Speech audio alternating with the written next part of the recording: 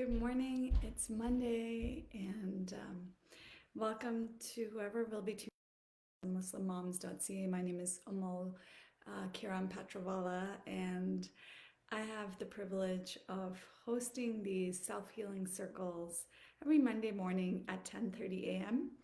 And you know that these circles are truly about you and the community members. Our intention is to create space for you to ask your questions, whether it's related to your physical sort of healing, mental, emotional. These are self healing circles, which really is a reminder that the power is within you. And that's what I'm doing here, to remind you how the power is within you and how are some ways that you can access that power that you already have.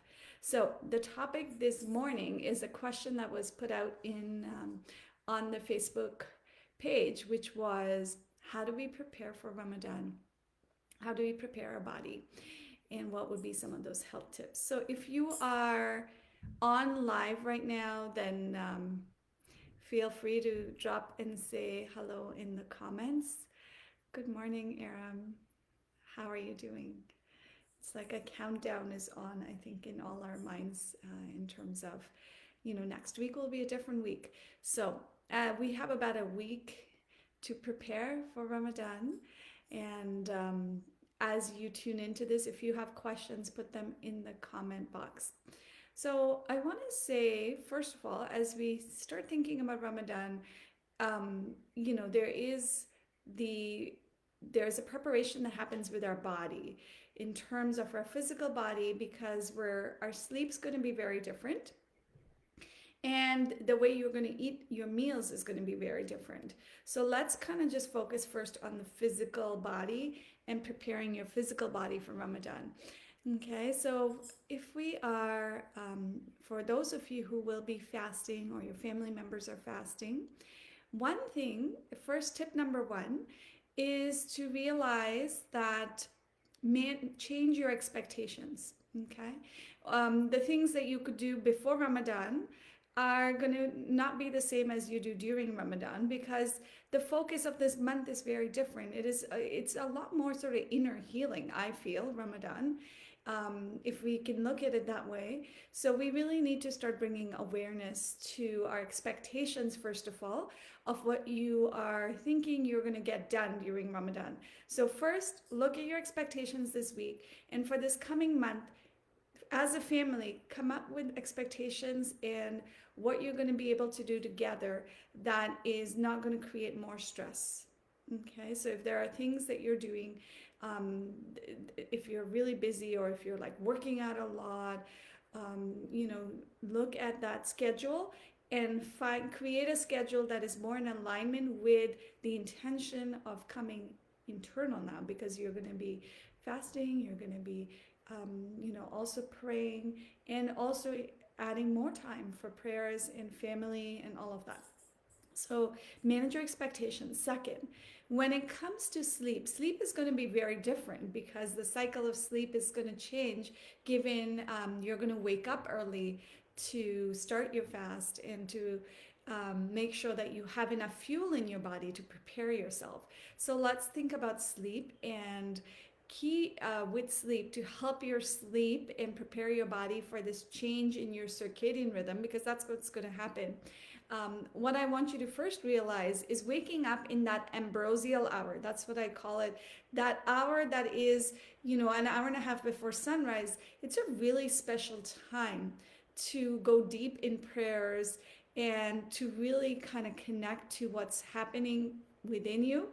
So rather than seeing it as a punishment if you don't like waking up early, see it as an opportunity. And at that time, when you wake up, create space to have a really nutritious meal. And I'll talk about that in tip number 3. So, and after you eat, make sure that you have some kind of gentle movement. Maybe just walk around the house if you're not going to go outside. Fresh air is always great, but if you're waking up, make sure you walk around and start that now. What I would say is create a routine now, this week, kind of like a trial routine, so that when you start doing it, it doesn't feel so different. Now the only difference will be that maybe you're eating only 2 times, in the beginning and towards the end versus before you were having all your meals. So, sleep, adjust your sleep routine now. This week would be a great week to start waking up at the time that you want to wake up next week, and then go outside for a walk. Like, just start getting your body in that rhythm, in that new sleep rhythm. And then at night, this week is a great week to start practicing to also, again, prepare your body for sleep. It's making sure that you're not looking at devices at night. So again, when Ramadan starts and you're going to be eating and you're going to be eating late, it would really help your sleep if you're not on devices at night. So again, when I said, manage your expectations, maybe during the year you do that, but perhaps in Ramadan you don't do that, because why add more strain or stress on your system? So take away some of the stressors like devices and let it just be about connection with yourself and your family. Enjoy the meals you're eating rather than feeling like you have to jump on screen. Okay, so that would be in order to prepare your body for the new sleep routine that you're going to be in. I would suggest start doing that this week. Wake up earlier, and maybe for some of you it's gradual waking up. For some of you could just do it right away. And then at night this week, start practicing not to take devices into your bedroom or wherever you are sleeping. About an hour before sleep, keep those devices away. Okay, that's going to help your sleep and not interrupt it. Also, so that's number 2. Tip number 3 is our diet and what are we eating during Ramadan. That becomes really important in terms of making sure that you can maintain your health throughout the season. And also because we want to think about after Ramadan, right? You don't want to crash after. So the third is diet. In there, the ideal sort of way of looking at it is, how do I make my diet more alkaline versus acidic? And what is an alkaline diet? It means there's more greens in your diet and less of processed food. So reducing the amount of processed food that you might be eating and adding more greens, more smoothies, or you can get supplements that create more green, like wheatgrass is another supplement you can add in your smoothies. So think about how you can make your diet more alkaline. That's going to boost your immune system and keep you healthy, because we're also living in a different world right now through COVID. So we really want to think about our immune system too as you're fasting. And one way you can help it is by thinking about how much alkalizing food am I eating versus how much acidic food am I eating. And if you Google on the internet, it will give you a list of what are alkalizing foods versus what are acidic foods. But the easiest tip is to minimize processed foods, because that's going to help your immune system and it's going to help your body just be more efficient with the food that you're eating. Okay, and so that's tip number 3. How much alkalizing food are you eating versus how much acidic food are you eating? How can you add more greens, whether it's through smoothies, whether it's through supplements, whether it's through salads, in your meal? So that's tip number 3. Tip number 4 to prepare your body for Ramadan would be also to start thinking about a little bit of movement during Ramadan, especially at night when you're having your meals. Can you walk in your house a little bit after, or go outside for a walk, even if it's 20 minutes? And it's not like a brisk walk, just a gentle walk. That's going to help with digestion. And the reason we want that is that when you go to sleep, then it's going to help your sleep, because the body is not spending energy digesting the food. You've already helped it. So again, really simple, but just making sure that you move around a little bit after you eat. I know that your body just wants to go to sleep, but I would say actually add some movement. Gentle movement, walking is the best thing you can do after you've eaten. So if you're tuning in, let me know what you think about that, and if you have questions about that. And last thing would be to also consider, in terms of your physical body, to always listen to your body and rest during the day.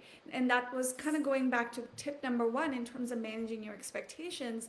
Because your body is coming into a new routine, it would help even as of this week, you start slowing down all the things you're doing and creating room for rest. So maybe in the afternoon, you might even just lay down for 20 minutes. For those of you who are very busy and have lots going on, make sure that you've created time to rest.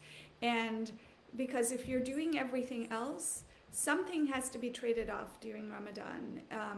If it is about kind of getting more in touch with ourselves and with God, or with who we are and with our family, whatever your values are, whatever reason you choose to kind of move through Ramadan in that very spiritual way, then we want to change our expectations and also create time for rest for your body, so that your body can, so that you're respecting your body as you're moving through the month.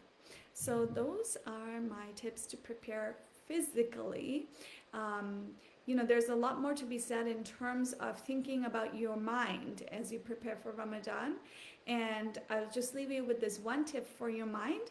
Really start focusing on what are you spending your time thinking about all day. Because if those thoughts are about judgment, are toxic, are negative, is that the energy that you want to be in during Ramadan? It's a cleansing month. It's not just the body, it's not just physical, it's mind, body, spirit. So you really want to think about what are those thoughts, and how can I bring more kindness into my thinking towards myself and others, so that you reflect that in how you show up with others as well, but it starts with yourself. So those are some key things to think about. If you have any questions, I'm going to stop here, and let me know what you think, and what you do to prepare your body for this month, of real, like, I really feel it as a month of self-healing, because everything that we're doing there, all the rituals are all around coming internal, more time in prayer, more, and you're fasting, so you get to connect with you're waking up much earlier before sunrise, and that is a great time. The reason that time is designated is it's a great time to go inwards. It's, for those of you, when you're praying, notice, what am I thinking about, and can I go more into myself rather than thinking about all the things I'm going to do today. So there's so much to this month, and it can be a great month to create really amazing habits for yourself. So use these 30 days as they come up. Set your goals, set your intention for this month, what you want for yourself and your family, because everyone's sort of doing this together. So let this be a whole family experience. Make it more meaningful for yourselves and your families by setting intentions together. And maybe, one rule is like, we're just going to be more kind to each other, and notice the words and what we're doing, our actions towards each other. It's all of it. So that's it for me. If you have any questions, put them in the comments. Ask me. Tell me how you are preparing, and share your tips. What works for you, and over the years, what has worked for you when you prepare? And have you noticed that sometimes towards the end of the Ramadan of that month, you feel like your body crashes? So if that is you, then we want to think about how to support it ahead of time, versus feeling like at the end now, you just exhausted. So thank you for whoever is tuning in. It's been a quiet morning, I must say. I'm not seeing a lot of comments today, so everyone's sort of, either you're like in your mind already thinking of what I'm going to readjust, and you're in preparation mode. But whenever you tune into this, let me know if you have any other questions. And as always, I will, put up your questions anonymously if you would desire, and then I can answer them in here. So thank you for tuning in, everyone. Have an amazing Monday. Be well. And just all the best to everyone as we prepare for this sacred month of just introspection and connection to our spirit.